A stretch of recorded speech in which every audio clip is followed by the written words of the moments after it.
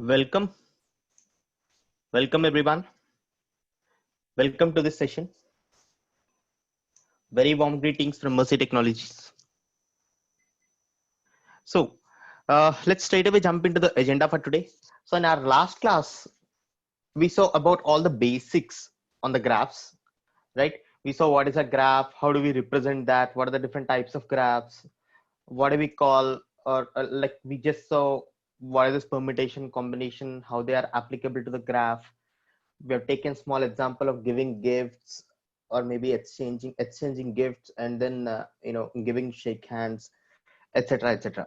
So and then we have seen different ways of representing a graph. We can represent that using either an adjacency matrix or an adjacency list, right? With all those we were able to get a good hand about what a graph is and how do we represent that. We just discussed about one or two applications as well.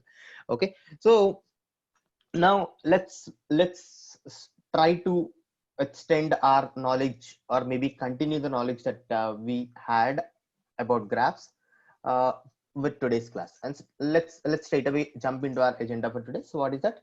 So we have told, or maybe I spoke about the representation of a graph. The representation of a graph was using either an adjacency matrix or an adjacency list, right? Now I'll be showing you the code on how we do that, like how do we represent that using adjacency matrix or a adjacency list. And after that we'll be doing breadth first search, depth first search, and then single source shortest path problems, right?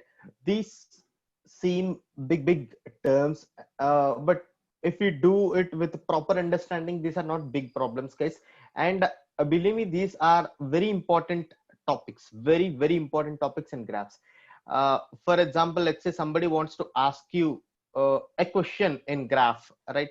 An interviewer wants to touch graph and he wants to ask a question for you on graph. There is at least 50 to 60% of chances that it may be a breadth first search or a depth first search or a single source shortest path problem. Okay, so without any delay, let's move forward and try to understand what exactly these are. Let me open my Microsoft. Oh, it's not opened yet. Yeah, so I think let me open my Microsoft whiteboard. I'll open a new one. So, but before that, as I told you, so what is this representation? Sorry. The representation was done.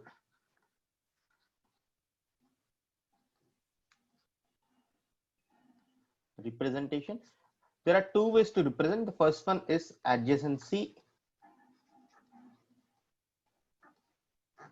matrix. Second is adjacency list.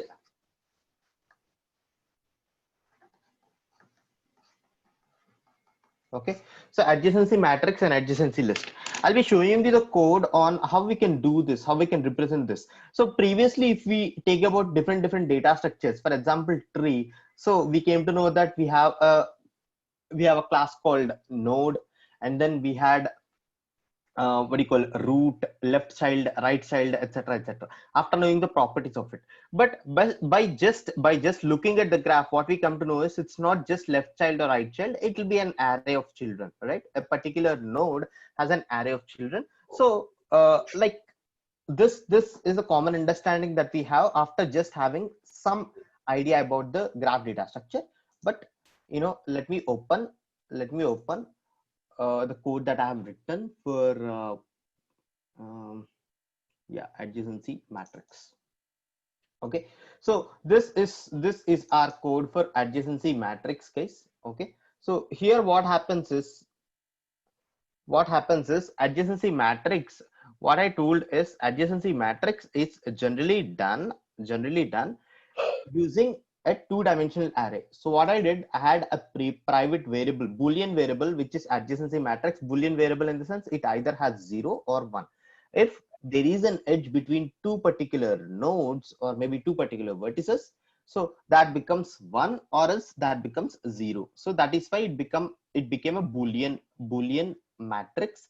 And then I'll be having number of vertices. For example, number of vertices is 3, then we'll be having a 3 by 3 matrix. If it is 4, then we'll be having a 4 by 4 matrix, or so on and so forth. All right. So this is how I can represent. Let me close all the others so that it will not confuse you. Okay, close others. Okay, this is what a simple understanding. We have an adjacency matrix which is a two-dimensional array, and we have the number of vertices, right? All the others, this is a constructor, right? And then I have two more methods, right? What are two more methods? Like here, first method which says add edge. Whenever I want to add an edge, so I'll be adding that to particular ing, or else if I want to remove an edge, maybe I will be having this one, like adjacency matrix of some ij is equal to true, or adjacency matrix of ij is equal to false, right? Maybe there is one more thing that I need to show you. So what is that? This is graph. Okay, so here this is my representation adjacency matrix using graph, and then this is my modal class, I can say. So what I do is, like, I just wanted to test, right? I want to test. So what it says, mm, just a second, guys. So there is this add edge and remove edge, right? Add edge and remove edge. I think there is one more class that I've written, which is adjacency graph. Somebody speaking?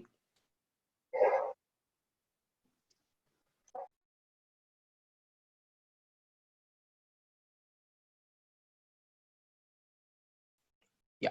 So what I told you is, like, I tried to represent my graph using an adjacency matrix. So what I did, I have taken a Boolean matrix, or maybe Boolean two-dimensional array. And after that, again, that I have taken is number of vertices. But I just want to test my code, and I have just two more methods, which is add edge and remove edge, right? These are the two methods, right? Add edge and remove edge. So when I want to add something, then I'll mark, ij, which means that particular matrix or that particular edge to be true. If I want to remove, then I'll be marking that to be false. And this toString method is just to print the matrix case.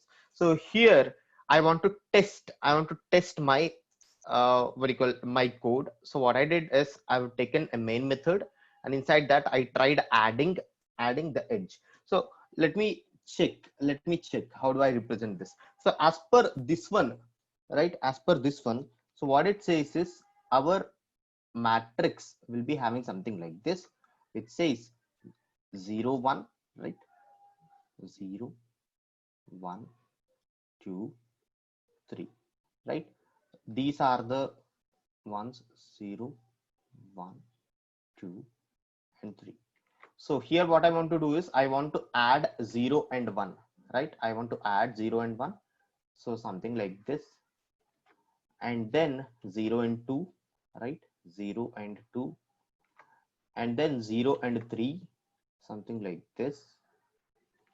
And then 2 and 3, something like this case. So I want to have some graph which is something like this. This is not a hard one, just a small or easy one, right? I just want to, run my program, and show this.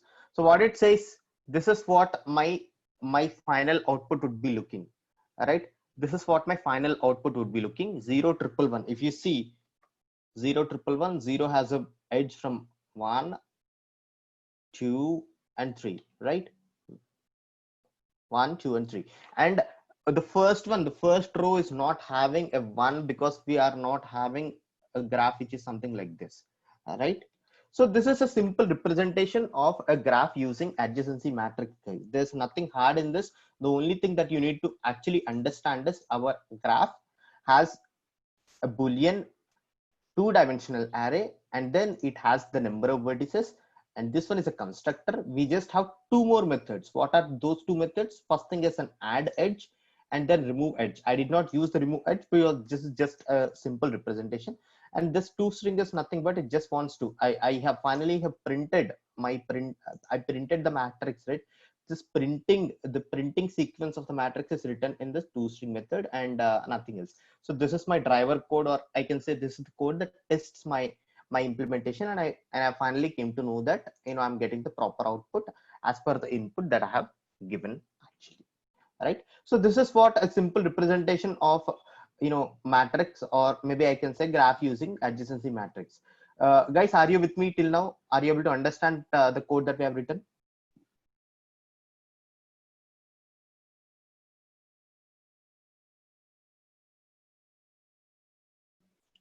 So how about the output? For example, let's say we have uh, a graph which is something like this, right? We have a graph which is something like this. As I told you in my previous class, I believe that you were there in the previous class. So what I told is, like, this is a 4-dimensional, or the number of vertices is equal to 4, right? So what is that is saying 0, 1, 2, 3, and then 0, 1, 2, 3. So this becomes a 4 by 4 matrix. Now, do I have an edge between 0 and 0? No, right? Do I have an edge between 0 and 1? Yes. Do I have an edge between 0 and 2? Yes. 0 and 3? Yes. 1 and 0? Do I have an edge between 1 and 0? Guys, just I wanted to say is this is a directional matrix. I mean to say, for example, only it works in this direction, let's say. Okay. Let's say it works only in this direction. Okay. This works in this direction. So what I say is 1 and 0. Do I have a edge between 1 and 0? No, because it's just between 0 and 1. So I can say this is also 0. So again, 1 and 1, no. 1 and 2, right? No. 1 and 3, no. And then 2 and 0, no. 2 and 1, no. But I have an edge between 2 and 3, right? Right. And then no, 2 and 2 is also 0. And then I have an edge between 2 and 3, right? This is how it is. Now again, I'll check that with 3 as well, right? This is 0, 3 and 0, 3 and 1, no. 3 and 2, no. 3 and 3, no. So something like this. And if you check the output, guys, the output is also similar, right? 0 triple 1, 0000, 0001, 0000. So what I want to say over here is, like, we have an input something like this, and after we run our program, we came to know that the output is something like this.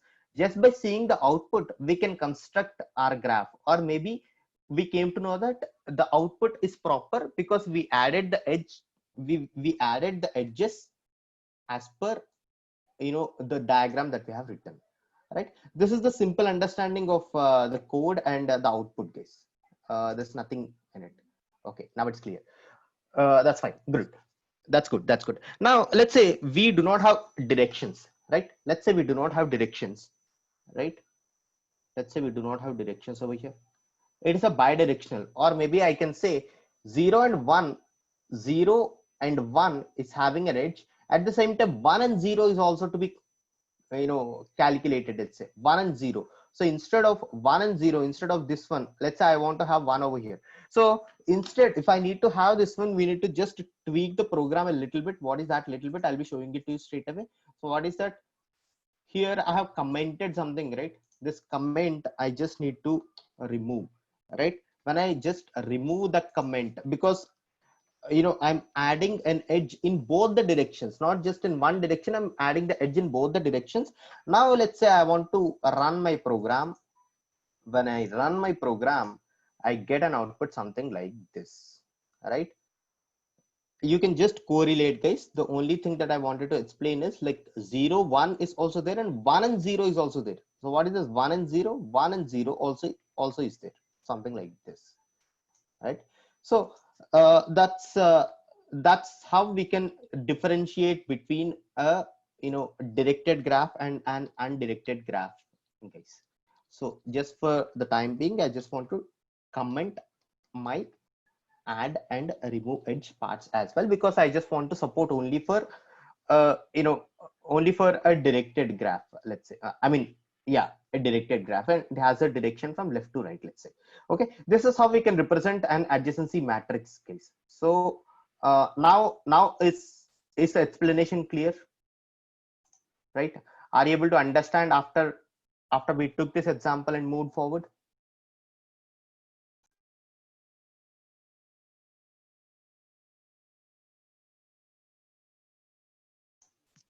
Okay, thank you. So let's move forward a little bit further. So after that, we are done with the representation of an adjacency matrix. Now we'll be looking into an adjacency list representation, but instead of seeing that as a separate program, I'll be explaining that along with depth first search and breadth first search. So we can uh, we can straight away jump into our next agenda, but before that I just want to explain you what is depth first search and breadth first search.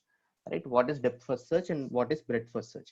So depth first search and breadth first search, these are like, as the name suggests, these are self-intuitive or maybe self-explanatory parts. For example, let's say you went to a new town, right? It is a very new place, right? It's something which is very new for you, and you want to explore the places. Okay, let's take maybe since we have two people in the class, like yeah, since we have three people in the class, let me take an example of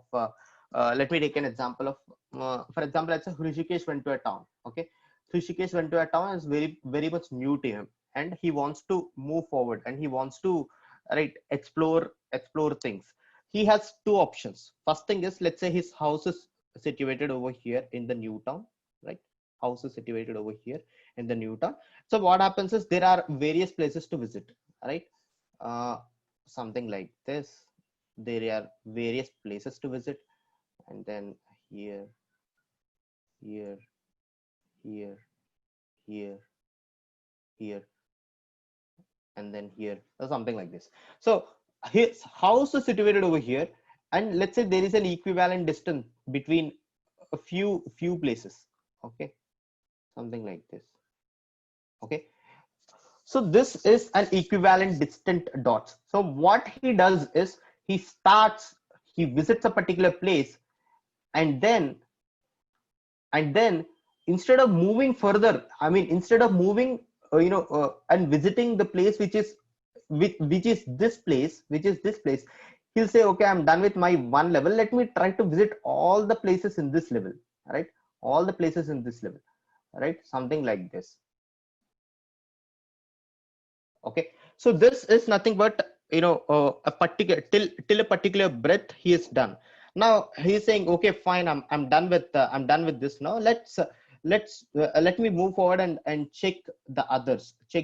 What happens is, like, there are some equivalent distant dots, let's say, something like this. Okay, which are now equivalent as well. So again, next visiting will be done in this way, right? Next visiting will be done in this way. So after this is also done, now the next visiting will be done in this way. So what I want to say is, like, the visiting of various places will be happening based on breadth, right? Based on breadth. So this is an example of one way, right? Let's say this is how Hrishikesh wanted to test or explore the new place. There is one more way of exploring the new place, and that is called as depth first search, right? That is called as depth first search. Let's say now Tanmay has went to a town. It is pretty much new to him, and similar example, let's say this is a similar example that he is also given, right? Something like this. He has, okay. So now here the visiting is in depth first search manner. For example, let's say first visiting is to this place, and after that, right, instead of going to the same breadth, he will just move forward and try to understand, is there anything more to analyze over here? First I'll go, I visit a place, right? After that, instead of moving or coming back, he'll say, why to come back home? Let me explore more. Is there any place? Now he came here. Now, is there any place other than this level? Yes, there is a place, right? Now, is there any place? No, there is no place, so come back. Right now, is there any place? No, no place, come back. Now I'm done, I came to my home back. So now let's say I go to my next level. I came here. Is there any place? No. Come back. Now, is there any place? Yes, there is one more place, something like this. Okay. Now, is there any place? No. Come back. Come back. Come here. Is there any more place? Yes. Right. Is there any more place in this level? No. Come back. Come back. Right. Something like this. Just a second, guys.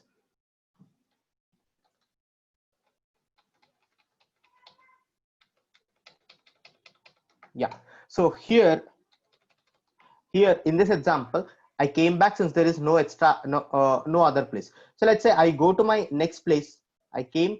Is there any new place for me to visit? Yes. Move forward. Came back. Now I came back. Is there any more place for me to visit? Yes. Go here. Came back. Is there any more place? No. Came back. Came back. Now again. Is there any more place? Yes. So here the concentration is not on the width or the breadth. The concentration would be on the depth. Like you go to until a particular point where you cannot have any more new place to go and explore, and then you come back, right? And then you come back, and then you come back. So this is the concentration here is mainly on depth,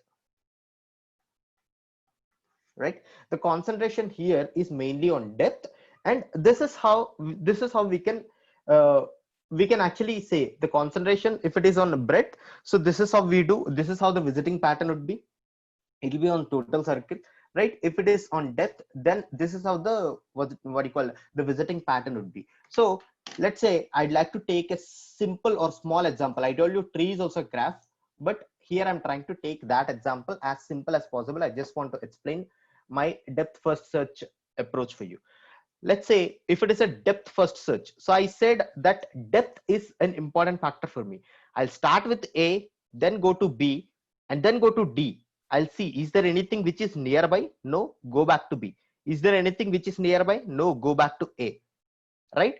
After that, I'll move forward C, right? And then I'll go back to E, come back, go back to F, come back. That's it, right? This is DFS. So what about BFS, breadth first search? I'll start with A, I'll move to B.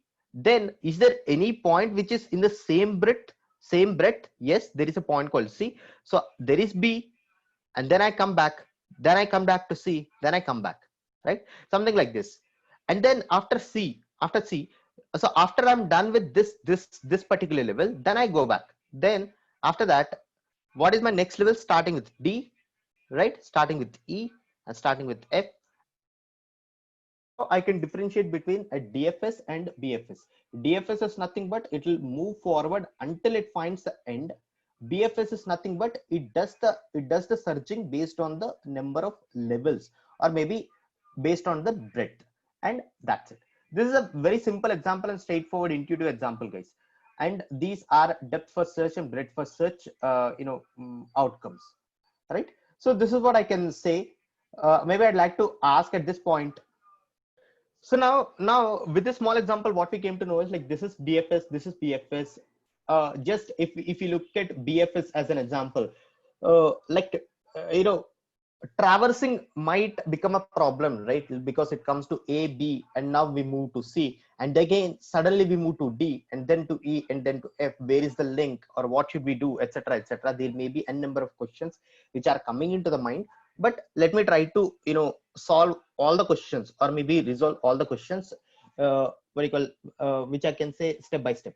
Okay, so now let me try to write a simple pseudocode for breadth first search. Since you guys are now familiar with breadth first search, maybe I'll try to write some simple code for breadth first search, and from then onwards we can what you call continue further. So something like this, I can say void BFS.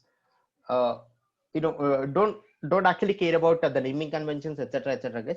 Just only concentrate on the code that we are trying to write over here, code that we are trying to implement over here. Okay, so what are the parameters that I want to take? Maybe I'll say I take graph G, right?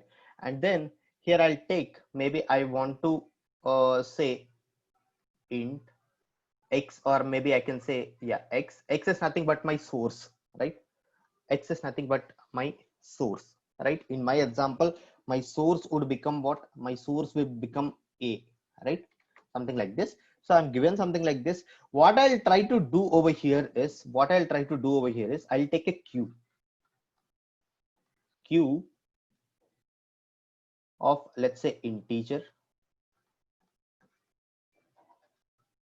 Q is equal to, I'll say, new q. We have in Java, which is already defined, which is called as linked list.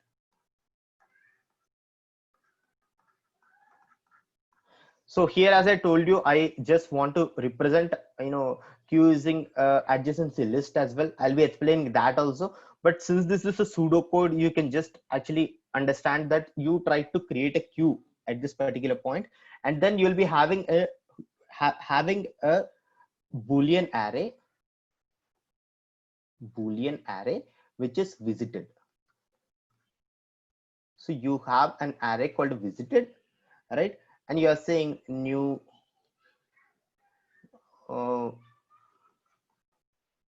boolean of, for example, let's say g dot number of vertices, right? I can say something like this.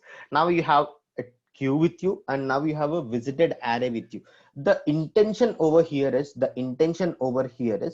we will be having a queue and we'll be having a visited array. Whenever you visit a particular what do you call, a particular vertex, you mark that it is already visited and there is no point of visiting it again, right? There's no point of visiting it again. And then you'll be making use of this queue as well, right? Here what I want to do is, like, I'd be doing something like this: q dot enqueue. So what am I trying to enqueue? I'm trying to enqueue, instead of having x over here, I'll say source. So it's pretty much easy, right? Source. So now what I did, as my first insertion into my queue, I have enqueued source, right? Now I'm clear until this point. Now what I did is, I have visited array, right? Visited of, so what is that? Source is equal to 1. 1 is nothing but, I'm saying, yes, in my visited array, for the index of source, what I did is, I said it's already visited, there's no point of visiting it again. So these are my first steps, right? These are my first steps. Now what else can I do is, something like this, right? So what else can I do is something like this: while q dot is empty. If queue is not empty, right? I have something in my queue, right? If queue is not empty, what I'll try to do is, I'll say something like int current. I'll say curr, or maybe current. What is my current? I can say q dot dq. So what will dq do, guys? As we discussed previously, what it will do is, it will delete an element from the queue. So how is that done? First come first serve purpose, right? So we have something called source into my queue. What I do is, I delete that, and I initialize a variable called current, right? I initialize a variable called current, and then what I'll try to do over here is, I'll print current, something like this. I'm printing it. All right. Here, one important point I want to stretch over here is, so after I have printed my current, the next thing that I wanted to do is, I'll say something like this. This is only pseudocode, guys. For each, so for every element which is adjacent to current, right? Which is adjacent to current. So when I can say vertex adjacent to current. So what I want to do, for every vertex that is adjacent to current, if it is not visited, if visited of adjacent, if visited of what I can say adjacent is false, if it is not already visited, right? If it is not already visited, what I'd like to do over here is I'll say q.nq of something like this, of adjacent, and then I'd like to mark that as visited. That's it. I'd like to mark visited of adjacent is equal to 1, something like this. And this is my actual pseudocode base. What I try to do is, let's say I'm taking the same example that we have discussed, a b c, something like this, a b c, and then d e f, something like this. Okay, so here, as I told you, I have two. One thing is q, right? This is a q for me, this is a q for me, and then I have a visited array. So my initial values for visited array, how many vertices are there? 1 2 3 4 5 6. All right, 1 2 3 4 5 6. So here I have taken a visited array of size, how much? Of size of the graph, or maybe graph dot v, which means the number of vertices. The number of vertices over here in my graph are 6, so that I have taken a visited array of size 6. So after that, what I did is, as part of my first step, I enqueued my source. Source is nothing but, for example, let's say a. I enqueued my or maybe instead, what I want to do is, instead of marking these as these, let's say I want to have numbers 0 1 2 3 4 5. These are my numbers, right? These are my numbers. I want to have something, some numbers of this sort, and here what I want to do is, I want to mark them visited, right? First one, what I'm trying to do is q.nq of source is nothing but this one, 0, right? I'm done with this one. After that, as part of this line, I'm marking that visited of source is equal to 1, right? Instead of this, I have something like this. I'm marking that it is already visited. So what I try to do is, while q is not empty, yes, q is not empty, so I want to print q.dq. So what I want to print, I want to print my output. Output is something like this. So my output is something like this. I'm printing 0, right? I'm printing 0. And after that, yeah, here I'm printing 0. I have actually dequeued is nothing but, like, I removed my q over here. I removed the 0 over here. That, so what is that? It is current for every vertex adjacent adj to current. So what is my current? Current is nothing but 0. What are the ones that are adjacent to this, which is b and c, right? There are two vertices, b and c. So for every vertex to my current, which means for b and c, what I try to do is, if it is not already visited, no, it is not all, b is not already visited, right? So what I'll try to do is, I'll try to add that into my queue. In the sense, like, I'll be adding 1, and then what I'll do is, I'll mark it as 1. Then I'll come back. So again, I come back, and I came to know that, is there any more adjacent one? Yes, there is an adjacent one, which is 2. So I'll mark that also. I'll mark this one also as, visited, and so on and so forth. After that, okay, my again, I'll try to iterate over my for loop. I come to know that now there are no adjacent elements. I go back and see q is empty. No, q is not empty. So what I do is, like, I would like to dequeue, and then I'll print 3, and then I'll do this. So all this code, if you take and try to dry run this code, it is nothing but the same. And finally, it will be giving me an output which is printing as per the breadth, right? For example, something like this: 0 1 2 3 4 5. So this is my simple output, guys, and this is my simple pseudocode. So my pseudocode is doing nothing but, it is taking a queue, it is taking a visited array. Whenever I take a queue as part of my first step, I'm enqueuing, or I'm taking that source into it, and after that I'm marking my visited array that it is already visited. Now again, I'm trying to get what are the adjacent elements to a particular node that we are trying to do, I'm naming that as cur or current. So to that current, there are various adjacent nodes. For every adjacent node, if it is not already visited, then you mark that as visited, right? And then what you try to do is like you what you call, you add that, you enqueue that into your queue. And after that what you can do is like uh, you can output whatever is there, right? You can output whatever is there. What is our output, guys? Here we are trying to do something, right? So what is that? Printing the current element. The printing the current element, whenever this print statement would be executed, I'd be getting an output which is something like this: 0 1 2 3 4 5. Simple, guys. This is how our pseudo code for the BFS would look like. There's nothing complex in this. Only thing is like we came to know that we are using some intermediate data structure so that it becomes easier for us to implement this breadth first search. So guys, just wanted to ask, like, are you able to understand whatever has been taught till now? We can straight away jump and see the code. It becomes very easy for, if you understand this pseudo code. Are you able to understand?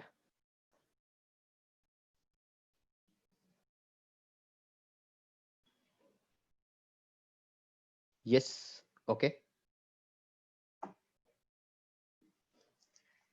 If you do not have any further doubt in this one, we can jump into the code straight away and see that, because there's nothing to even not understand here, guys. The algorithm is very simple. Or maybe I'll put that even in a fair way. So yes, good that you understood. Actually speaking, this is pretty much hard to understand, guys, if we jump straight away into the internet and try to find out. But actually, what I observed is like people are intentionally making it a bit hard to understand, but that's fine. We just need to find out the correct tutorial and need to learn. But here what I wanted to say is it's not that hard. It is easy, right? It is easy. So that's what we are trying to do. I want to show the pseudo code to you so that it becomes easier for you to actually understand. This is incomplete one. This is not a proper one, but yeah. So what it says, correct. So what it says, we have an input something like this. Here, this is our pseudo code for breadth first search. I think you should be able to see that. So what it says, set all the nodes to be not visited. I have taken a queue, and after that I have taken my initial node and I enqueued it. While queue is not empty, what I try to do is you try to dequeue that. And if X has not been visited, right, you mark X to be visited. And for every edge, if Y is not visited, then you enqueue that. That's it. Simple. I think a little bit tweaking to whatever has been discussed till now, but the actual idea or intention is the same. You take a queue and you enqueue with the source. You try to find what are the adjacent elements to it. If it is not already visited, then you mark that as visited and try to enqueue that into your queue, and that's it. You can move forward. This is a simple implementation of depth first, breadth first search case. So I'd like to actually show you the code so that it becomes easier. So what is that? Breadth first search, my BFS. Yeah. So this is my breadth first search. What I did is I tried to take a Boolean array, right? That's what we have discussed. Now you create a new queue for breadth first search. Yes, I have created, right? Queue, I took a linked list. That's fine. You can represent that using a queue or something like that. Here the intention is to create a queue. Yes. After that, you mark the current node as visited and enqueue it. I marked it to be true and I added.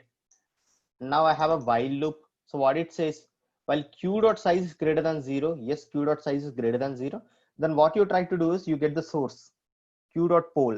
Or maybe there is one more method which is given by Java, guys. This just that does nothing but it retrieves and removes the head or the first element in the list, right? If we do dequeue, it only removes but it doesn't give it back or something. So that's why I used this method. So what it does is it retrieves and removes the head element or the first element in the list, and that's how I get my source. I print my source. I traverse I traverse all the ones which are adjacent. So how do I get the adjacent elements? I get something like this. I'll be showing you how I have represented that, but that's I just want to say that I'd be getting all my adjacent lists something like this. I'd be getting this. I'll show this code as well, guys. But here on an overview, what I wanted to say is, like, if it has some element, then you're trying to get the current, and then if it is not already visited, you are marking that as visited, and you are adding the same thing to your current.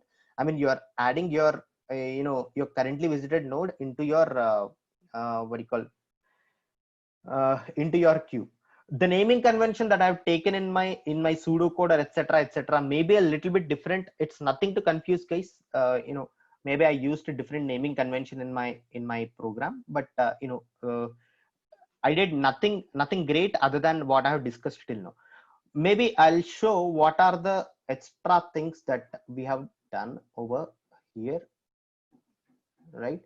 So I have written a class which is called as my graph. I told you how do I represent my graph using an adjacency list, right? So this is how I can say, right? This is how I can say. So what is this number of vertices? And then this is how I'm representing adjacency list. This is nothing but an array of linked list. If you see, this is an array, and this array is of what? This array is the array of linked list, something like this. Maybe I'll show that to you. Yesterday we have done, I mean, in our previous class. So when we have a graph, something like this, we have an array of linked list, right? This is our linked list: 1 2 3 0 2 0 1 etc. So this representation is by using adjacency list, right? This is how my adjacency list does. So it is an array of linked lists, right? So here, this is my constructor. There's nothing great in here in my constructor. So I told you I'll be initializing all my visited array to be zeros, right? So something like this, right? To be something like this. So what do I do about this for loop, etc? There's nothing to even break our head in this point also. And then there are two important there. Instead of I did not develop a method called remove edge, but that's not a point of discussion here. Here what I did is I have written a method which is add edge. When I want to add edge, previously in our matrix representation, when I say add edge, the representation was something like this.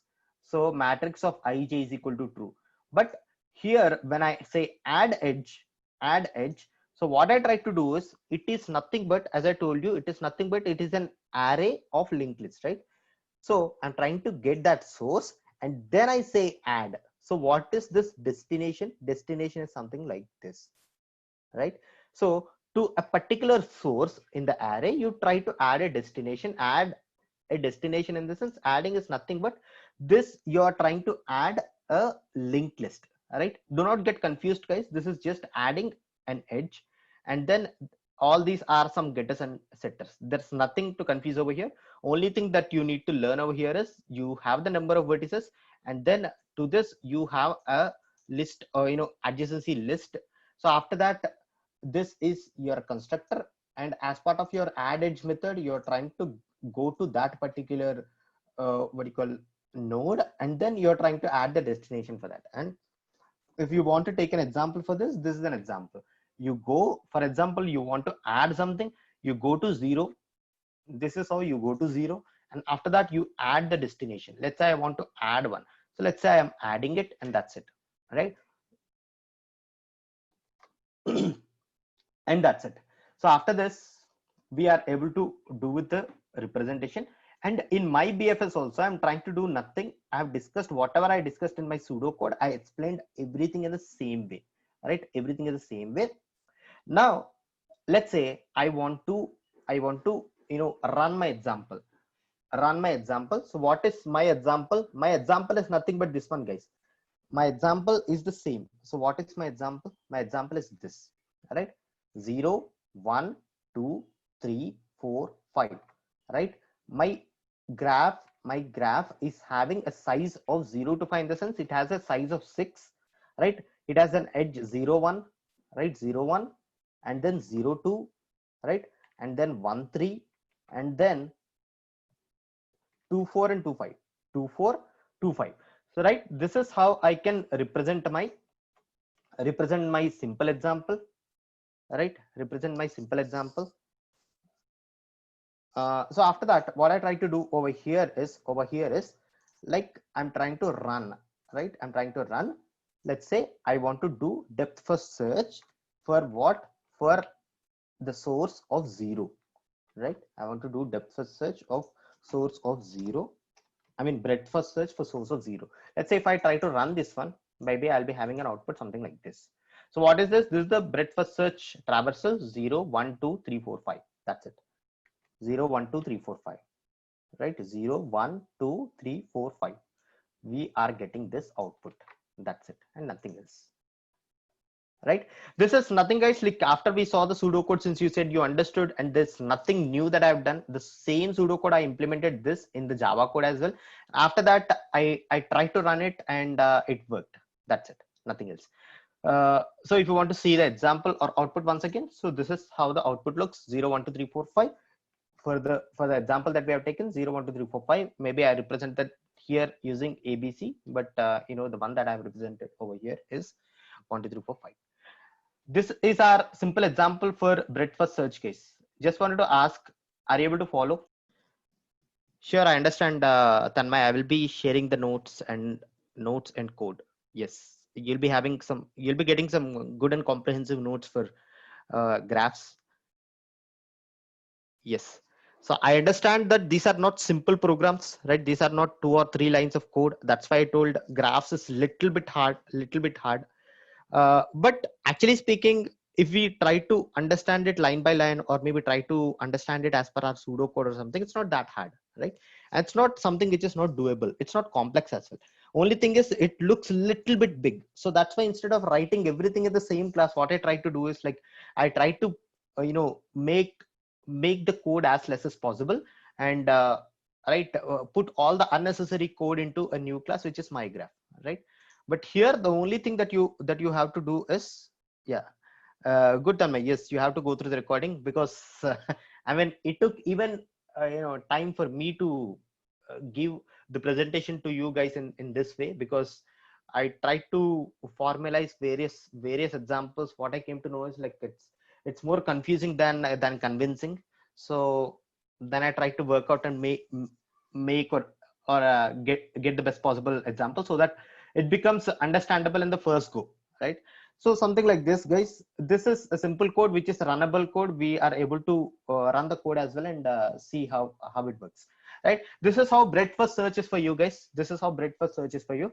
Now, as I told you, in our agenda for today, we have 2 more problems, right? What is our 2 more problems? The 2 more problems is breadth first search and depth first search. But if you see the time, it's more. But actually speaking, this depth first search and single source shortest path are little bit tweaking to the code that we have written. I'll be, making you go through one by one faster, so that, we can easily finish this one also right now itself. Here, if you observe, guys, in breadth first search, this is the output. In depth first search, this is the output, right? So in depth first search, if you observe, we are doing nothing. We are going until the extreme, and then we are going back, and then we are coming back, and then we are coming back. We are going until the extreme, and then we are coming back. So if you see, it is something which is related to recursion, right? It is something which is related to recursion. Even in the trees, what we do is we try to go until the point where we get to the base condition, and if base condition is reached, then we go back, this is recursion. As I told you, recursion internally uses a stack, right? Recursion internally uses a stack, right? But for our breadth first search, what we did is we tried to use a queue, right? Only change that we have as part of our depth first search, only change that we have as part of our depth first search is nothing but this line, right? Instead of having a queue, we will be having a stack, right? And instead of explicitly having a stack, we can achieve that using recursion, right? Maybe I'll be showing you a pseudo code for that. Instead of, right, this is this pseudo code. I'll be giving all these notes to you guys, do not worry, right? What is my pseudo code for depth first search. Depth first search. This is my depth first search. Set all the nodes to be not visited. I've taken a stack instead of taking a queue. Then instead of enqueuing, I did this push operation. So while s is not empty, you do s dot pop instead of poll or dequeue. You do this s dot pop. For every node x has not been visited, you mark that as visited. And for every edge, if it is not visited, you push that, and that's it, nothing else. Right here, as per the pseudocode, what I told you is the only difference between a breadth first search and a depth first search is instead of using a queue, you're using a stack and nothing else. There's no change in the code, guys. I'll be showing you the code straight away. Right, I'll be showing you the code straight away. And instead of using a stack explicitly, I try to use a recursion so that it uses stack internally. Right, it uses stack internally, my DFS. So here, if you see in my BFS, what I do is I've taken a queue and I try to add it explicitly, etc., etc. In my DFS, I do not have any data structure, but I'm calling this using recursion. Right, I'm calling this using recursion. In my previous examples, what I told you is like internally there is a stack which gets created for recursion, and the same thing I try to do over here. What I do, the same thing. I have taken a visited array, and a visited array, I'm marking that as true. I'm printing it. I've taken an iterator so that I can get what are the adjacent elements. Right, if the edge for every adjacent node, what I try to do is if it is not already visited, then I'm again calling it recursively. Right, the only 2 steps or 3 steps that I eliminated by using recursion is, right, I do not need to actually create one more explicit data structure, which is a queue. Right, and I need not do all this hangama like queue dot poll, etc., etc. This removing from the stack, pushing into the stack, popping out of the stack, etc., etc., will be taken care by recursion itself. Right, so as I told you, the only change is something like this. Right, only changes, instead of having a queue, you'll be having a stack. Here I have written the code by using recursion. Right, for your practice, or maybe you can take this as a homework, you implement DFS similar to this my BFS. Right, like take a queue, instead of queue you take a stack and try to move forward or play around with it. You should be getting the output as per what we have discussed. So this is the same example, guys. 0 1 2 3. If you see, I have the same main method. This is my BFS and my right, 0 1 0 2 1 3 2 4 2 5. 0 1 0 2 1 3 2 4 2 5. Let me try to run this code, and straight away it's done. Now my depth first search is 0 1 3 2 4 5. Is that correct? Let me cross check. 0 1 3 2 4 5. Right, simple, right? 0 1 3 2 4 5. 0 1 3 2 4 5, and that's it. And that's it. My simple code is able to do my depth first search as well. The only change that I did is, instead of using a queue, I'm using a stack. Right, guys, are you with me?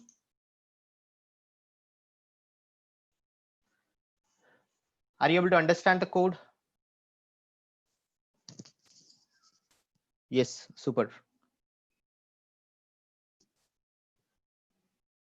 So if you understood breadth first search, which means you have understood depth first search as well, because the only difference is queue and stack.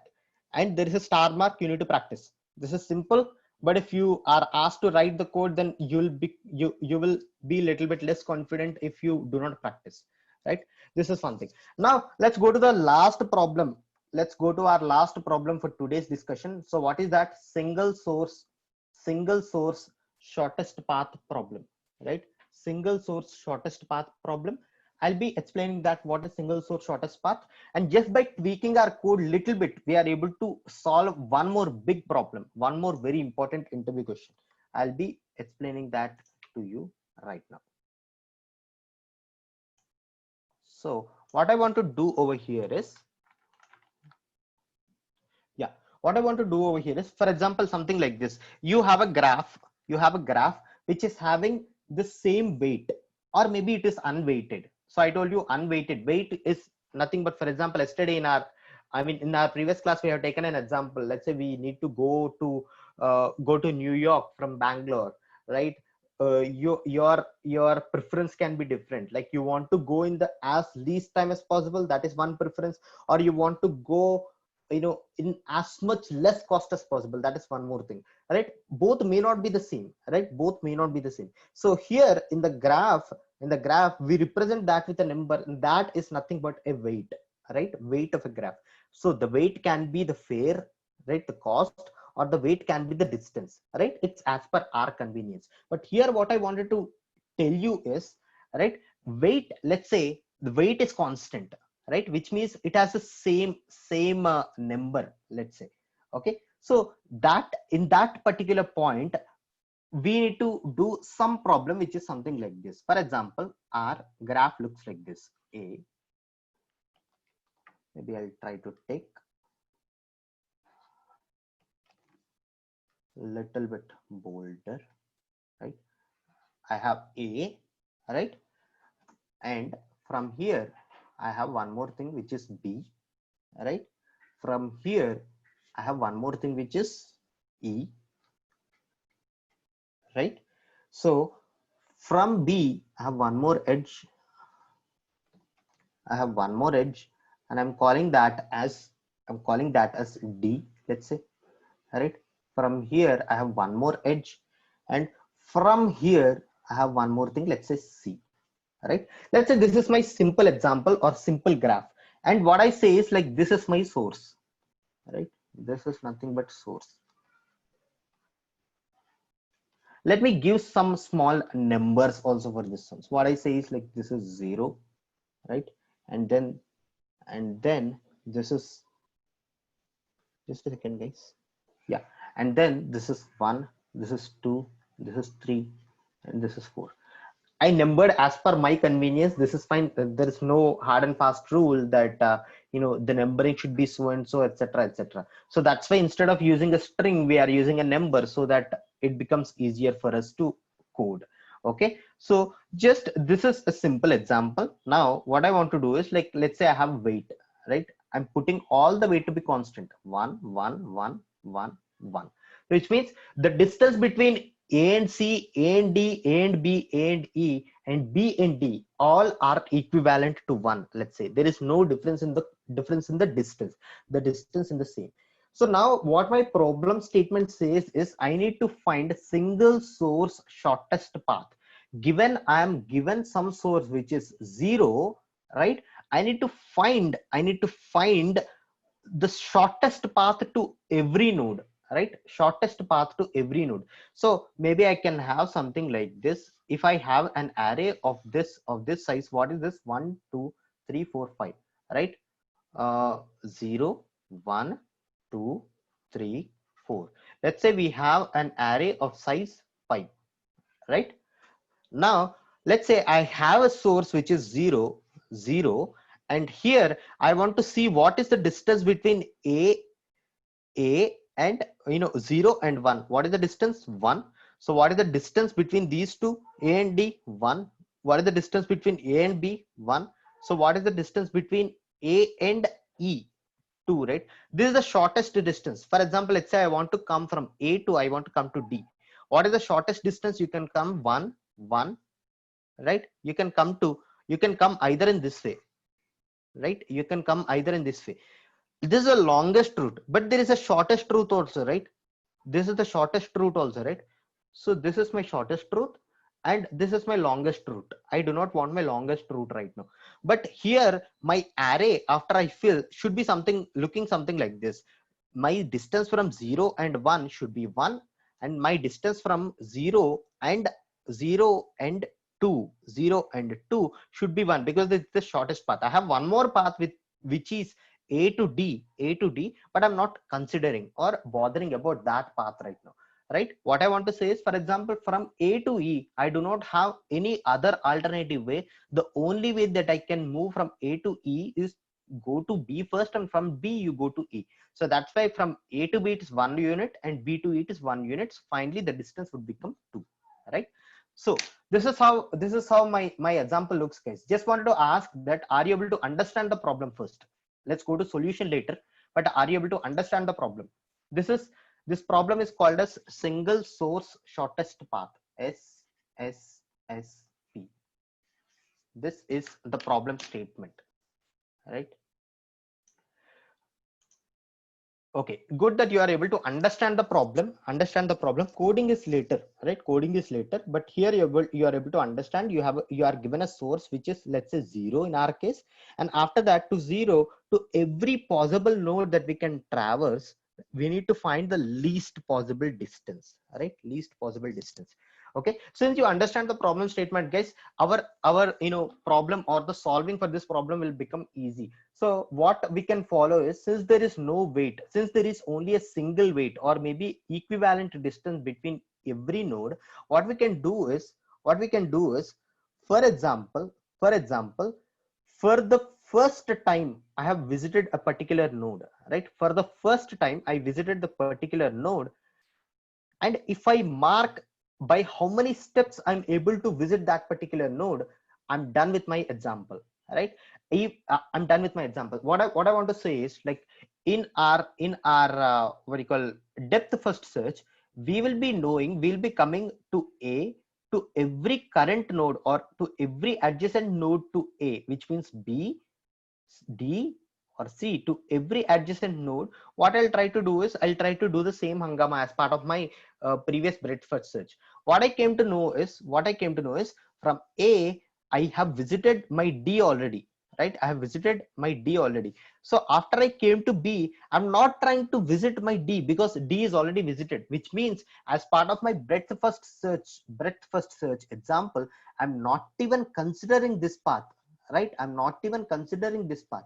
The reason is after I come to B, in my visited array, D is already marked, right? D is already marked. So now there is no point of again going and visiting D, right? The same thing is done or being done in my breadth first search also. So the same principle is making us to solve one more problem. We can say it is an abnormality, or maybe we can say that it is that the approach that we followed is making us to solve one more problem, that is single source shortest path without any weight. There is a star mark without any weight. There is this star mark unweighted, right? There is this star mark called unweighted when you do not have weight. So what happens is, when you have a visited array and you mark that it is already visited, then there's no point of coming to this again. But as per the example that we have seen, even if we come to that array again, it will be having a weight of 1 plus 1, which is 2, which is not required for us. But a breadth first search is actually instead saying you have already visited, so there's no point of visiting or going there again, boss. So that's why we are able to say that we are able to, by taking breadth first search and just by adding one more simple property. What is that simple property? What I can do is, instead, this is called as a visited array, right? Visited. Along with visited array, I have one more array, which is distance array, right? I have one more array, which is distance array. And finally, let's say I want to take a distance array, which is something like this. So what is my distance array saying? Distance array is also of size, of similar size. What it says, that is 0, 1, 2, 3, 4, right? This is my distance array. I'll be initializing my distance array of source to 0 and all the others as -1, right? -1. So here what I want to say is, when I come to a particular node, for example, let's say over here. So what I want to do is, I'd like to add my previous, this, for example, I want to get the weight for this one. So I'd like to add my previous to previous 8 plus 1, right? Distance array of previous plus 1, which means I came to this node now, so which means you add plus 1 to this one. So something like this, I'll show that in the code, guys. The only idea that I wanted to give you is, like, I have taken a distance array, I initialized that to this particular one. So what I do is, whenever I visit a particular node or a particular vertex, right, I add 1 to my distance array. So to whatever is the value that is already there, I'm adding 1. I'll show you the code for that. single source shortest path. What it says minus ssp.java. So what I did is I do the same thing. The only additional thing that I'm trying to do is I have taken this one, line number 15. So what I did is distance array. So I have taken one more class. What my class is, my graph with distance. Here I added one more property. This is extending my graph. So whatever is there in my graph, so I'll be getting number of vertices, adjacency list, all this, etc., I'll be getting. But along with that, I used inheritance concept and I have extended whatever are the properties in my graph. And here I have written a class called my graph with distance. I added one more property which is called as distance array. Okay. So this distance array what is it trying to do is something like this. Okay. What is it trying to do is distance array. So I told distance array I'll be initializing everything to -1, right? So here is it.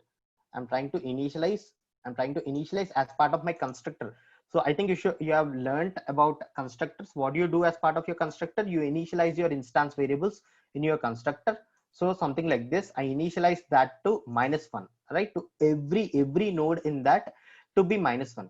But as part of my line number 15, what I did is I have initialized that source to 0. That's what I told you, right? So here I have initialized my source to 0. So after that I do the same thing. As part of my breadth first search. But here I want to do something over here as well. Distance array of current is equal to distance array of source plus 1, which means current is nothing but my current would be something like this. My current would be, for example, let's say B. But what I want to do is my distance array of B is equal to distance array of source plus 1. What is my source? Actually, distance array of source is 0, and to this 0 I'm trying to add plus 1, which means my value of this distance array of B would become, instead of -1, it becomes 1, right? Because I'm adding my previous plus 1. Previous is nothing but 0 plus 1. Same thing I'm doing as part of my code over here. So what I do is distance array of current is equal to distance array of source plus 1. And then the only two steps that I added is this line of code, and then this line of code, right? And the example that I've taken is also the same thing, guys. The one that I have discussed with you right now. So what it says 0, 1, let's try to see 0 and 1. There is a this thing, and then 0 and 2, and then 0 and 3, right? 3 and 2. So what is my 3 is here, 3 and 2, there is an edge, right? And 3 and 4 there is an edge. The same example that I have taken over here. And what I want to do is I try to get the single source shortest path over here. I'll try to run this one and show it to you. So what it says, breadth first search is 0, 1, 2, 3, 4. That's what we understand. Following the shortest path for breadth first search. For zero, this is my distance array. What is my distance array saying? 1, 1, 1, and 2. The same thing that we understand. For A to go to C, you have 1. To go to D, you have 2. You have 1. To go to B, you have 1. But finally, to go to E, you have 2. Something like this. It's so simple, right? This is how we can actually understand. The single source shortest path example as well, guys. Right? Example as well. So are you with me till now, guys? Are you able to understand the problem and see the code and try to see how we can solve this problem? Yes. Right. For example, here what I wanted to do is the same problem. Yes, I will provide the notes today itself, Tanmay. I'll be providing you the recording as well for sure. Okay. So here, if you observe, we are having the same weight to every edge, right? But let's say our example is it has different weights. Now in my code, what I told you is this path is having the edge of 2, so there's no point of even going here. Now what I want to say is, for example, let's say this has a weight of 1, right? This has a weight of 2, and this has a weight of 50, right? Which means I say from A to B there is 1 kilometer, from B to D there are 2 kilometers, but from A to D, let's say there are 50 kilometers, right? Now which is the shortest path? I'll go from A to B and B to D, right? Now there's no point of going from A to D. which means what I understand is this unweighted graph, it is possible, but for weighted graph, BFS fails. For weighted graph, the breadth first search fails. So how do we do it? Or how do we get the breadth first, or maybe, single source shortest path for the weighted graphs? We'll be doing that in tomorrow's class. That is easily achievable using Dijkstra's algorithm. Okay, Dijkstra's algorithm, I'll be discussing about Dijkstra's algorithm, Bellman-Ford algorithm, and Floyd-Warshall algorithm. If possible, I'll be discussing about Prim's algorithm and Kruskal's algorithm. So these are big names, guys, but actually, like, with smaller little bit tweaking to our code, we can actually understand these algorithms easily.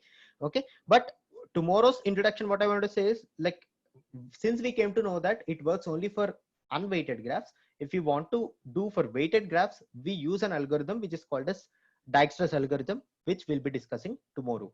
So about the time and space complexity of the programs that we have till now, we'll be doing the same thing tomorrow as well, right? We'll be discussing about time and space complexity. So the homework for you is, like, you can go through the recording, first point, and then second point is you try to implement, your DFS instead of recursion. You try to implement that using stack. And the third thing is you try to calculate the time and space complexity for the problems that we have done till now. So we can continue the class, the rest of the class tomorrow, right? We can continue the rest of the class tomorrow. I want you guys to implement this what you call depth first search using a stack. So this is the second point. The first point in your homework is, first you complete the recording. Second, you complete the problem using stack approach. Maybe you try to run it in your Eclipse, etc., and then you can see. And the third thing is, we have done 3 problems till now: depth first search, breadth first search, and a single source shortest path, which are almost having the similar kind of a strategy. What I want is, try to find out or figure out what is the time and space complexity for these 3 problems, right? We'll be discussing in depth about this time and space complexity tomorrow morning. So with this point, guys, I'd like to end up our session for today. It was a nice session. I think you got good knowledge and made the concepts easier. So with this point, let's meet tomorrow, right? Let's meet tomorrow and continue our session. Have a nice day, guys. Bye bye.